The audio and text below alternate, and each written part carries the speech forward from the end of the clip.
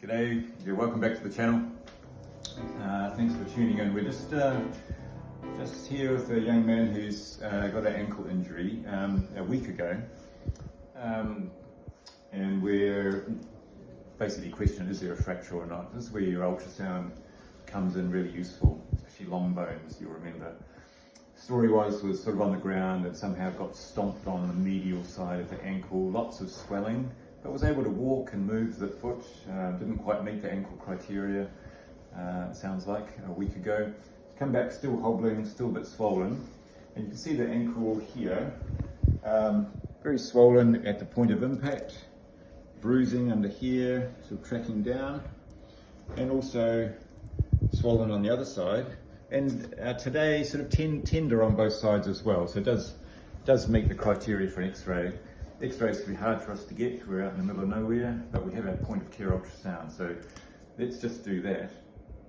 And what I normally do is just look down the long bones, look in the joint, is there an effusion, and then try and make a judgment.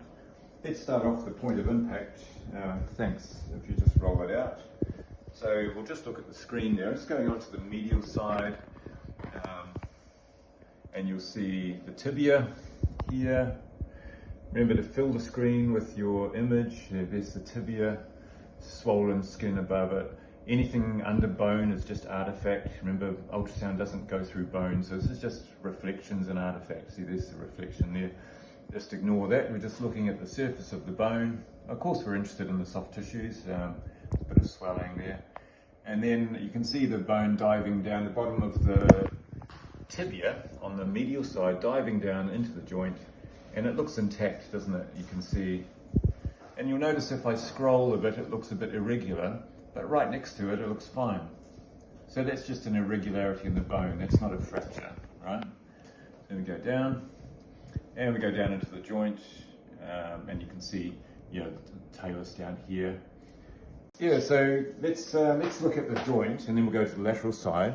So I'm just going to put the scan on longitudinally on the joint like that, and we'll see what we get on the screen.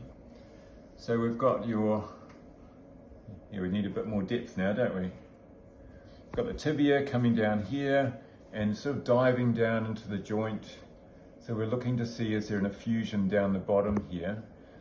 It's often hard to know. It doesn't look like it. You expect a black area. Remember, you get anisotropy. If you just turn the probe a little bit, you'll find that you can make a little dark area, but then it goes away if you adjust the probe a bit. So maybe no effusion. Let's go to the lateral side while we're still looking. We'll run down the fibula. This is the easiest bone in the body. Remember, adjust your depth. Whoops. Where are we? That might be fibula there. Cobblestoning, see that? That's just swelling. It can be cellulitis, but just normal swelling will do that as well. Let's follow the fibula down. I'm probably getting close to an area where it's a bit tender. You see I'm going around a curve, so I'm losing contact, so I just put more gel on.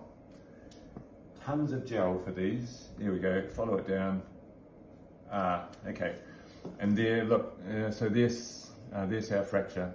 It's pretty clear, and we can freeze it. We could measure how much displacement we've got. We can see if it's angulated on this view. It's not. So that's 3 millimeter displacement. So that's quite useful. And we just carry on down into the joint. And remember, because it was a medial injury, we'll also look up the top of the fibula as well, make sure there's no fracture at the head of the fibula. At the moment, it looks like a distal fibular fracture. It's high enough, it could be a Weber B or C, but we'll do an X-ray and we'll see.